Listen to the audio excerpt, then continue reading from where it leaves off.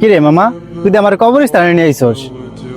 বন্ধু, কবরগুলোর দিকে একটু ভালো করে তাকাই দেখ, কিছু বুঝতে পারোস কিনা। এখানে গরিব, বড়লোক, ব্যবসায়ী, দিনমজুর, খেটে খাওয়া মানুষগুলা সব একসাথে শুয়ে আছে। আজকে তাদের অহংকার কোথায়? সব মাটির নিচে। বন্ধু, দিন শেষে যে কোটিপতি ছিল সেও এই আজ মাটির তলে, আর দিন শেষে যে গরিব ছিল সেও এই মাটির তলে। তাহলে আমাদের এত কিসের অহংকার বন্ধু? বন্ধু, এই যে টাকা পয়সা, বাড়ি গাড়ি, ধন সম্পদ, এগুলা নিয়ে যে আমরা এত অহংকার করি, এগুলার পিছে যে এত দৌড়াই, আমরা কিন্তু দিন শেষে সবাই এই মাটির নিচে চলে যাবো। কাপড়ের কিন্তু পকেট হয় না।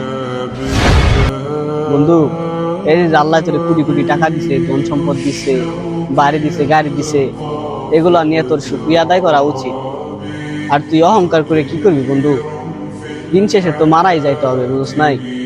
আর এগুলা মাত্র আল্লাহর পরীক্ষা মাত্র। বন্ধু, আজকে তুই যাদের সাথে এই টাকা পয়সা বাড়ি গাড়ি নিয়ে অহংকার করবি, মানুষদের ছোট করে কথা বলবি, দিন শেষে তারাই একদিন পড়বে ইন্না লিল্লাহি ওয়া ইন্না ইলাইহি রাজিউন। বন্ধু, রাসূল সাল্লাল্লাহু আলাইহি সাল্লাম বলেছেন, অহংকার মানুষকে ধ্বংসের দিকে নিয়ে যায়, আর বিনয় মানুষকে সম্মানিত করে। বন্ধু, তাই আমাদের এখান থেকে শিক্ষা নেওয়া উচিত, কারো সাথে খারাপ ব্যবহার বা উঁচু গলায় বা মানুষকে ছোট করে দেখা যাবে না। হ্যাঁ বন্ধু, তুই ঠিকই কইছস। আমি ভুল করে গেলাইছি। আজকের পরে থেকে আর অহংকার করবো না। আজকের পরে থেকে আর মানুষের ছোট করে কথা কম না। তুই আমার চোখ খুলে দিছিস বন্ধু। আর ধন সম্পদের বড়াই দেখাবো না বন্ধু।